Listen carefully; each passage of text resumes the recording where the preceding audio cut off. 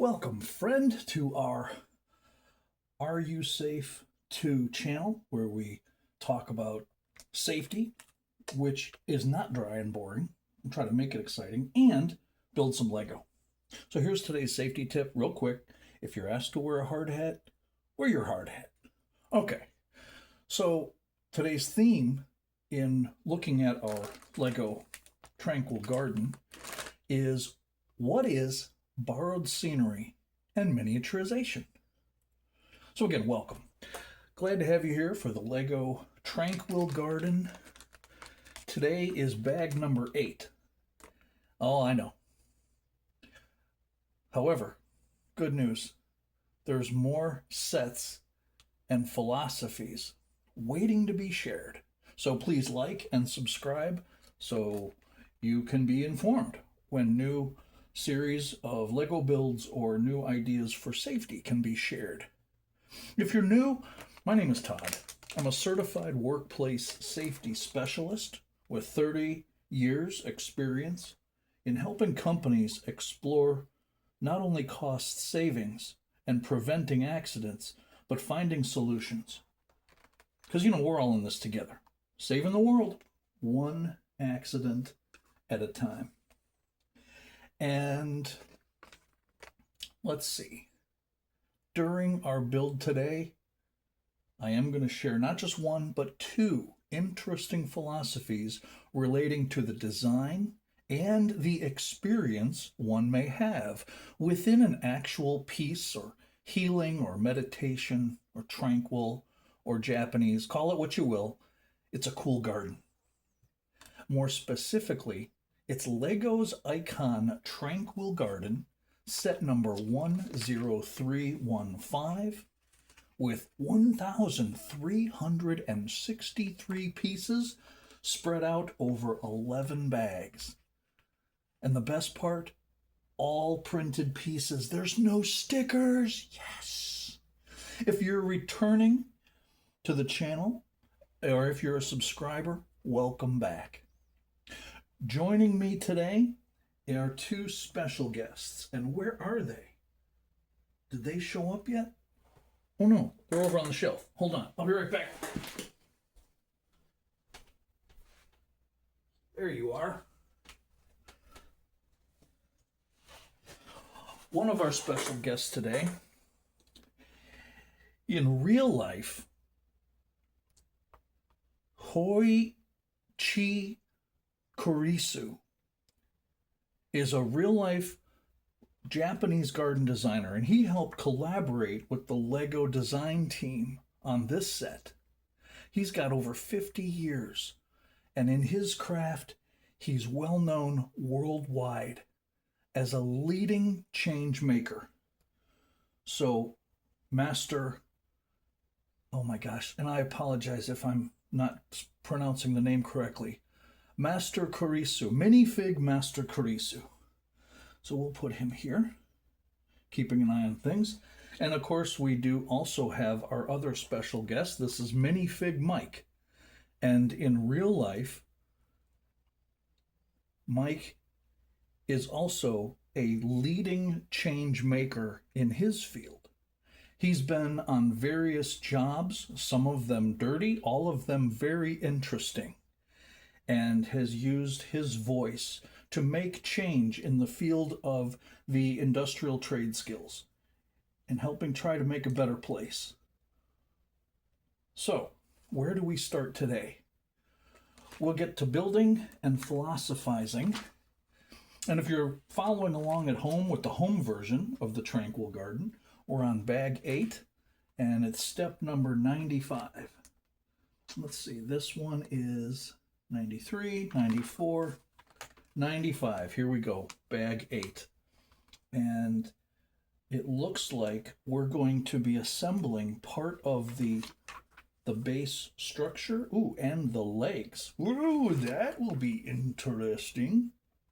If we get to bag 9, great. If not, no worries. Now, to make it easier for myself, I have downloaded the digital instructions on one of my screens. That's the other neat thing that Lego has done, is provide PDFs in digital format.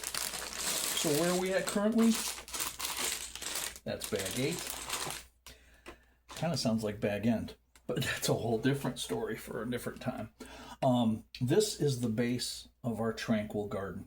There will be a tea hut set up in this area, but as you can see, there's a little creek that runs through with some transparent blue pieces, some of which have fish, koi fish, printed on them.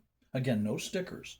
We also have these little water lilies, which I think are neat, that fit in there.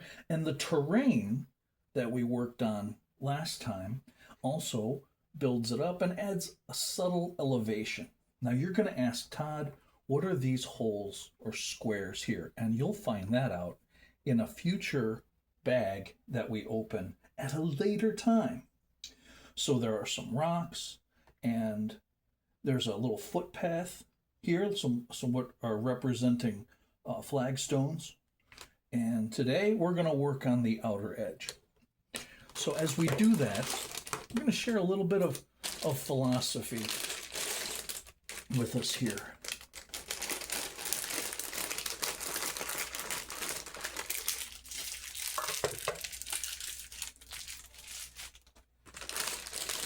I think to make this easier, we will sort out our pieces on the side. Oh, let's bump the camera while we do that. Why don't we? Sure.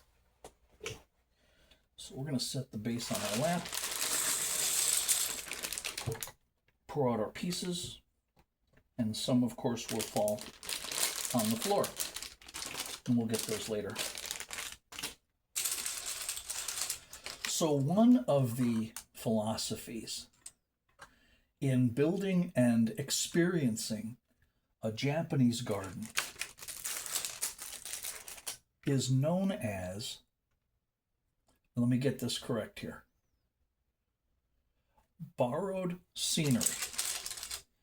And in a Tranquil garden, again, you can call it whatever name you want. It could be a peace garden, it could be a healing garden, it could be a Zen garden, but it's a garden. And its design and nature include elements of nature. And those natural elements help then reflect the real world in different ways. So they incorporate these views of the surrounding landscape in the garden. And through the design, it blurs the boundaries between the garden and its environment. Now, some of the examples of these can include, but certainly not limited to, different islands. Islands can be symbols to cultivate from the mystical and the mythical, mythical, to cultivate those, different ideas. Mountains and rivers, those can be used to create symbolism and symbolize the land and the sea, or even the separation between the land and the sky by the use of open spaces. And then shapes are often associated with longevity or long life or healing. For instance, the forms of fish and turtles.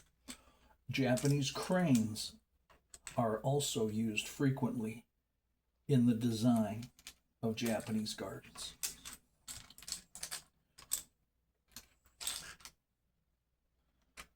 Let's see, so we're sorting here.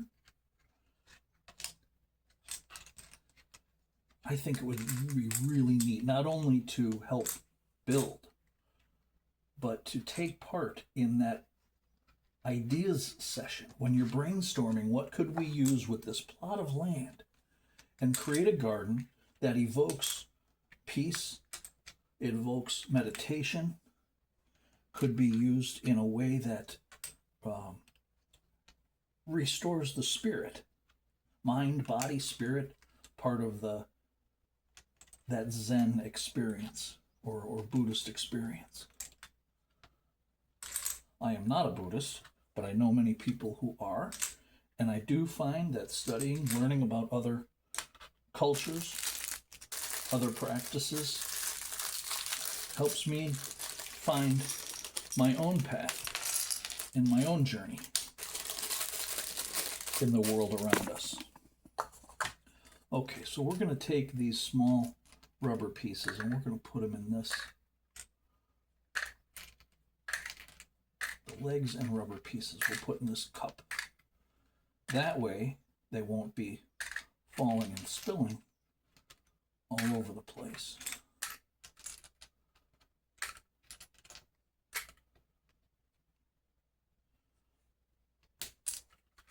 We'll set those there.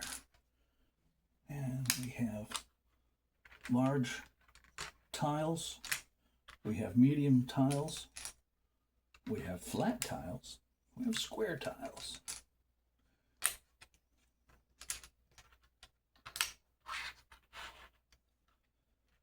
And we have many, many others. So this is bag 8. Doesn't look like a lot, but that's okay because it's just one of those necessary steps. And let's begin with our build. Did we drop a piece? I believe we did. Where did that go? You know what? That's what the vacuum's for, or my feet. I'll look for that when we get to that point.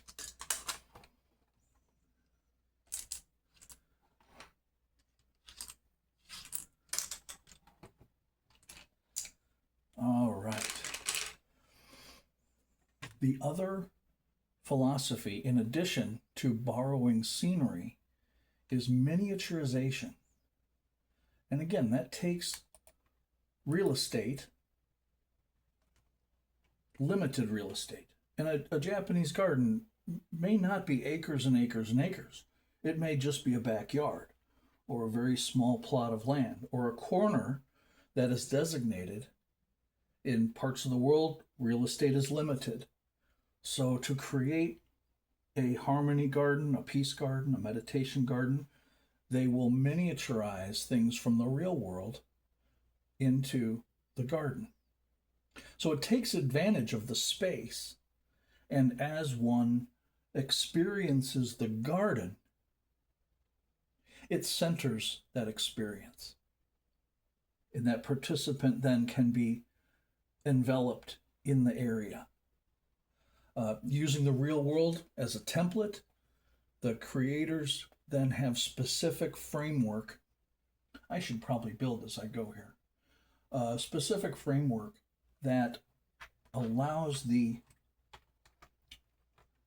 user, the person experiencing it, to fully embrace what the designer intends and lends that overall feeling. And we're going to put, well, let's see, it needs 4 of these. So we have, okay. I see here what we're doing. We're going to move this down one. 1, 2, 3.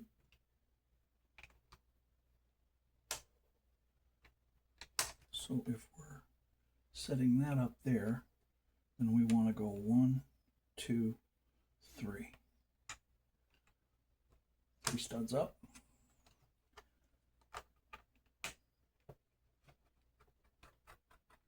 Put that there. And then we put another one down here. We're going to do the same thing on the other side. We'll turn this around and we will have that here. And that's one long one.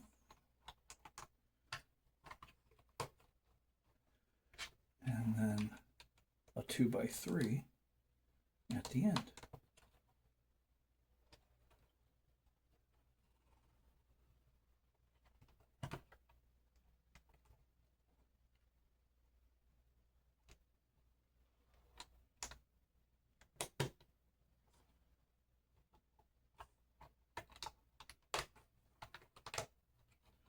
In a previous build, I talked about having a compass and finding direction using that compass. If you're off in Lego by just one of these little studs, it can change the whole build.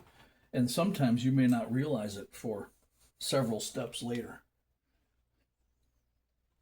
All right, then we're going to work on the front and the back. So we're going to need 2 of those there. We'll need 2 of these here, as well as 2 of these. One there and one there. So if this is front, it will match that, and that should go here, which puts our last one at the very end. Good. And I'll repeat that down here. What were we talking about? Miniaturization? Yep, so we're using the real world as a sort of template. Okay. In creating the space and the framework within the garden has some limitations. So instead of a big mountain, what you may want to do is use a rock or a boulder. See? So you have a specific framework that you have allowed for the garden, and then in providing a space for a sensory experience or a surrounding environment, the designer then incorporates boulders to simulate mountains. You might have rocks. Those could symbolize hills. You have sand or gravel that could represent different elements. And then various plants like bamboo or evergreens. And even water features. Water features are a big part of many Japanese gardens. The sound of flowing water is very calming, very soothing to the ears. And the neat experiences that one can have, self-realization, meditation, all of that is part of the entire environmental experience.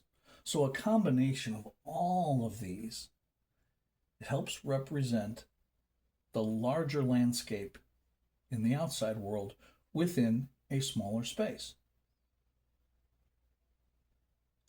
If you would like an example, if you've ever seen the Karate Kid movies, in Mr. Miyagi's backyard, he has created a Japanese garden with wooden walkways, gazebos, plants, a fence that is, painted the fence and sanded the floor. All of that was intentionally used for the student to learn. He didn't realize what he was learning at the time, but the various movements involved in karate that was learned through hard work. And ain't that the case? Sometimes hard work results in life lessons. So I ask you this, and I will ask, this is for the comments out there. If you have your own experiences from work that have applied life lessons, please feel free to share those in the comments below. I'd welcome your thoughts on lessons learned through work that sometimes you may not realize until much later in life.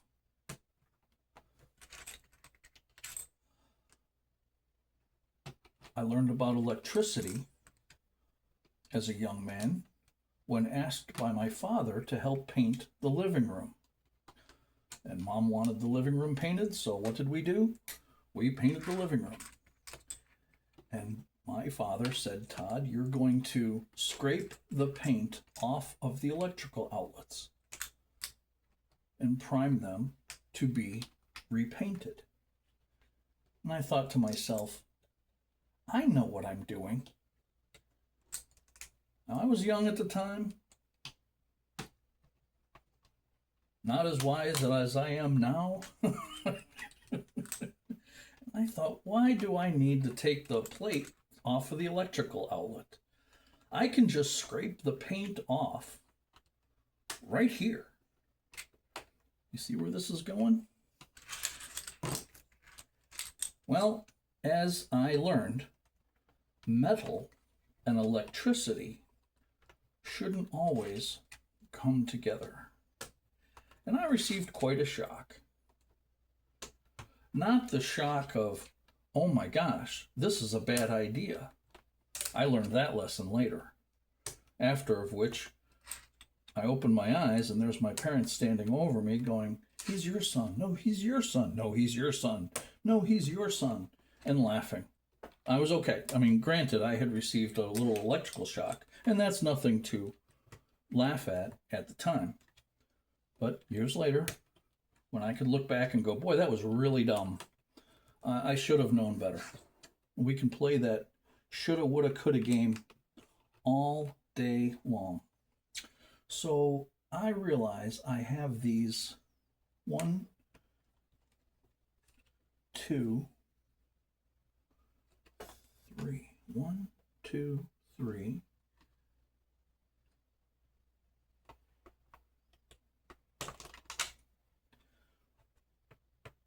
1, 2, 3.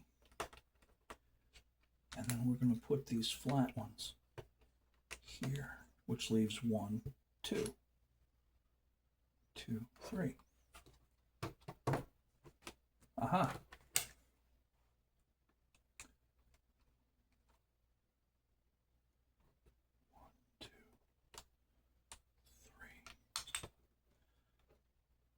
Do that right? We did that right. There's a 4. There's a 4. Then we have another 4.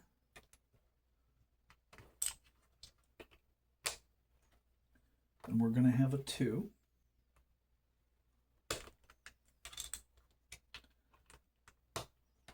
And we're going to have another 4.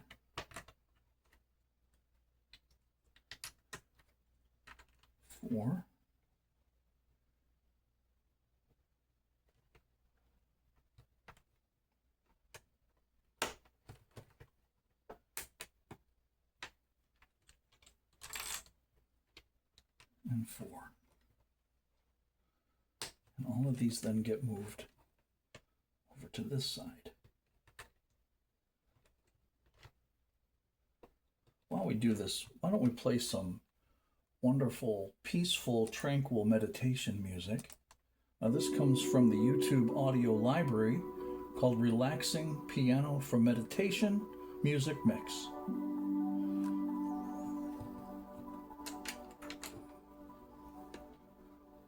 We'll come back and wrap things up as soon as I'm finished with this step.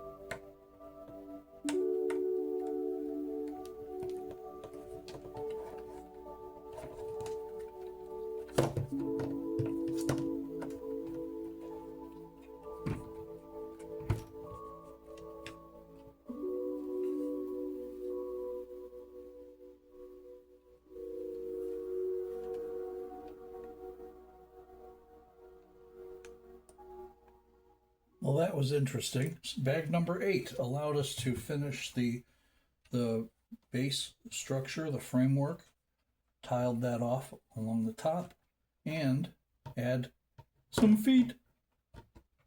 1, 2, 3, 4, 5, 6, 7, 8, 9, 10. 10 feet, 10 toes, 10 fingers. At least on most people. All right, that'll do it for today. Let's wrap it up. In addition to the other philosophies that we talked about today, we discussed a little bit about borrowing scenery and miniaturization. And of course, with Lego, don't know if you can get any more miniature than that, at least in this set. So, in closing, there's a garden somewhere out there created just for you. When the going gets rough, take time to cultivate peace of mind, body, and a healing spirit. We're all in this together, changing the world, one accident at a time. Next time, I think we'll touch on the philosophy of mindfulness and contemplation. Please like, subscribe, and share. Leave a suggestion or comment down below. I will put this overview outline in the description section. My name is Todd, your personal certified workplace safety philosopher. Thank you for joining me on this tranquil journey, and happy building.